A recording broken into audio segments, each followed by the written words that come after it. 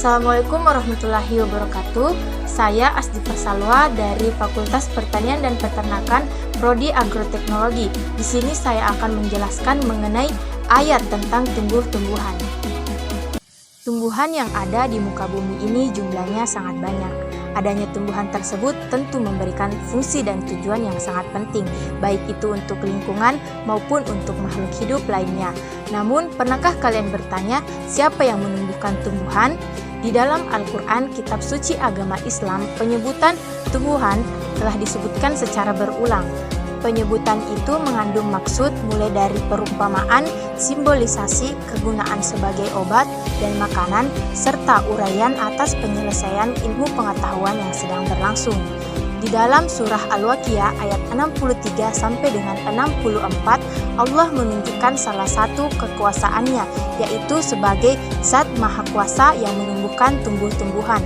Allah Subhanahu wa Ta'ala berfirman, أَفَرَأَيْتُمْ مَا تَحْرُثُونَ أَأَنْتُمْ تَزْرَعُونَهُ أَمْ نَحْنُ الزَّارِعُونَ. Yang artinya, maka terangkanlah kepadaku tentang yang kamu tanam. Kamukah yang menumbuhkannya atau kamikah yang menumbuhkannya? Quran Surah Al-Waqiah ayat 63 sampai dengan 64. Pada ayat 63, Allah Subhanahu wa Ta'ala mendorong manusia untuk memperhatikan apa yang mereka tanam, termasuk segala usaha yang telah manusia lakukan untuk menumbuhkan apa yang mereka tanam, seperti pengolahan tanah sampai dengan masa pertumbuhan benih. Ini menyinggung kerja keras manusia untuk menumbuhkan apa yang mereka tanam.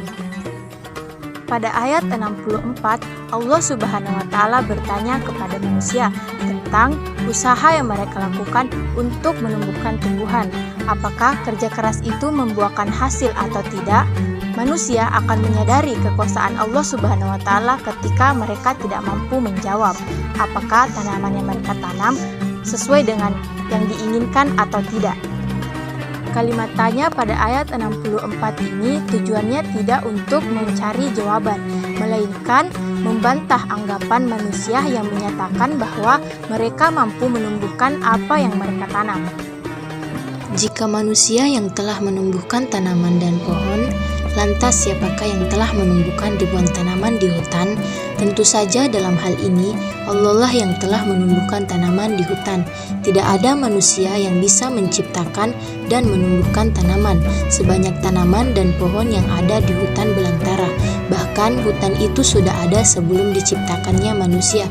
Allah Subhanahu wa Ta'ala menyampaikan pertanyaan kepada manusia untuk dipikirkan dan direnungkan mengenai berbagai tanaman yang ditanam oleh manusia, baik yang di sawah, ladang, maupun bibit pohon yang ditanam di perkebunan.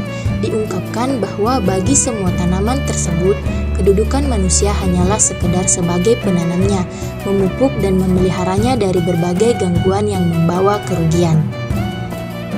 Tetapi kebanyakan manusia lupa terhadap siapakah yang menumbuhkan tanaman tersebut, siapakah yang menambahkan panjang akarnya menembus ke dalam tanah sehingga pohon tersebut dapat berdiri tegak, siapakah yang menumbuhkan daun dan dahannya, siapa pula yang menumbuhkan bunga dan buahnya.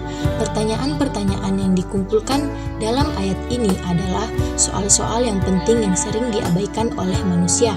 Bukankah manusia sekadar mencangkul dan menggemburkan tanahnya? Bukankah manusia sekadar menanam bibit yang telah dipilihnya? Dan bukankah manusia sekadar menyiram, mengairinya, dan menyayangi dari berbagai rumput dan hama yang mengganggu pertumbuhannya? Dan bukankah manusia sekadar memupuknya? Tetapi yang terang dan jelas serta tidak ragu-ragu lagi adalah bahwa Allah lah yang menumbuhkan tanaman tersebut, menumbuhkan tunas, membesarkan pohon-pohonnya, menambah dahan dan ranting, serta membesarkan bunga sampai menjadi buah yang bisa dinikmati oleh manusia.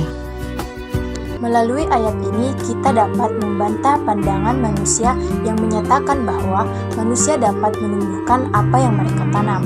Manusia tidak dapat menumbuhkan apa yang mereka tanam. Manusia hanya bisa menanam tanpa mengetahui hasil akhirnya. Juga tidak dapat mengetahui apakah tanaman yang mereka tanam akan tumbuh subur, hijau, atau malah sebaliknya. Sungguh hanya Allah yang Maha mengetahuinya. Melalui tanaman dan tumbuhan ini, Allah mendorong manusia untuk selalu berpikir tentang kekuasaan Allah. Dari semua proses kehidupan di alam semesta, kita bisa belajar tentang betapa agungnya kekuasaan Allah. Kekuasaannya bisa kita temukan dan saksikan dalam kehidupan sehari-hari, seperti tanaman dan tumbuhan.